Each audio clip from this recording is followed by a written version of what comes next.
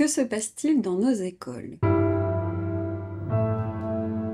Pour ceux qui ne me connaissent pas, je suis psychologue. J'ai sorti un livre il y a quelque temps qui s'appelle « Ils n'en sont pas morts », qui revient sur les violences invisibles que subissent les enfants. Je traite des violences éducatives ordinaires, des violences sanitaires qu'ils ont subies ces 2 dernières années, et également des violences sexuelles invisibles. J'aimerais approfondir ce sujet, notamment en apportant la preuve en images que nos enfants reçoivent bien des cours d'initiation au plaisir sexuel, c'est-à-dire pas des cours de prévention à la pédocriminalité ou en lien avec les maladies sexuellement transmissibles, mais bien des cours d'initiation au plaisir sexuel. Donc je vous propose de regarder ce petit extrait de France 5 concernant une enseignante qui donne des cours à nos enfants de 9 ans en CM1. Je vous laisse regarder cette vidéo.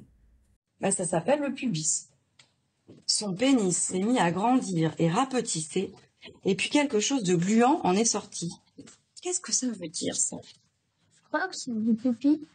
Alors, tu penses que c'est du pipi. Qu'est-ce que vous en pensez, les autres?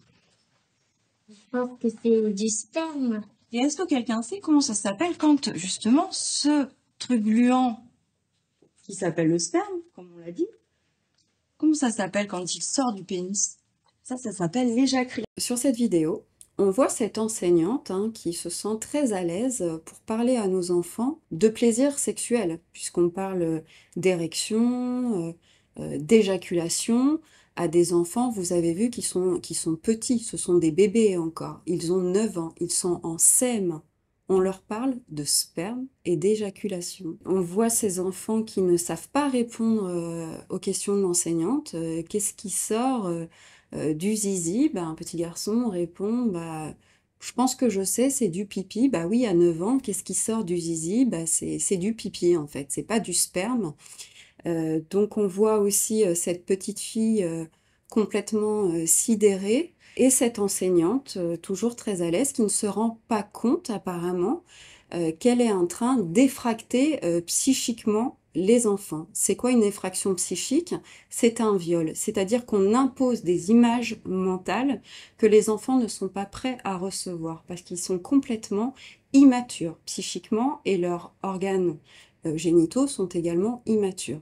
Qu'est-ce que ces cours viennent faire dans nos écoles? Je suis très inquiète parce que je vois de plus en plus que notre manière de voir l'enfant se dégrade, on prend de moins en moins soin de lui.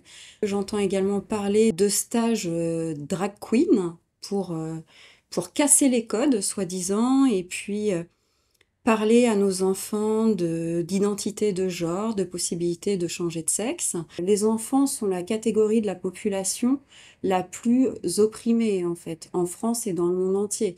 Il faut savoir que un enfant sur 5 subit des violences sexuelles qui vont des attouchements jusqu'au viol.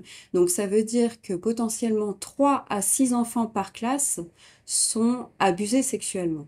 Imaginez 3 à 6 enfants par classe abusés sexuellement qui reçoivent en plus des cours d'initiation au plaisir sexuel.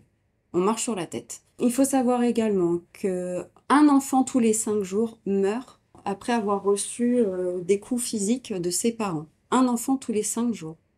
Toutes les 3 minutes, un enfant serait abusé sexuellement.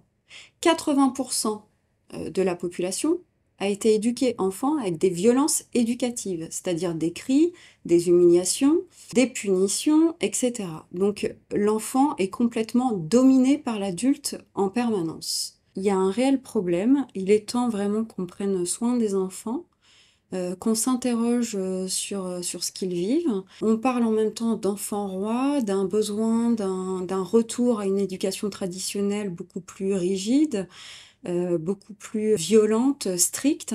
Je constate juste qu'on ne prend pas du tout soin d'eux. Je suis psychologue, je les reçois tous les jours dans mon cabinet et je les vois en réelle souffrance. Donc je pense qu'il est temps qu'on se mobilise tous, qu'on refuse ce genre de cours d'initiation au plaisir sexuel pour nos enfants qui sont totalement immatures. Ce livre retrace toutes les maltraitances invisibles de l'enfant, tout ce qui n'est pas reconnu comme étant de la maltraitance, mais pourtant qui a un impact, négatif, sur son développement. Ce livre va vous permettre en fait, de mieux comprendre ce que vivent vos enfants, mais aussi de pouvoir, alerter, les institutions, les écoles, sur ces phénomènes.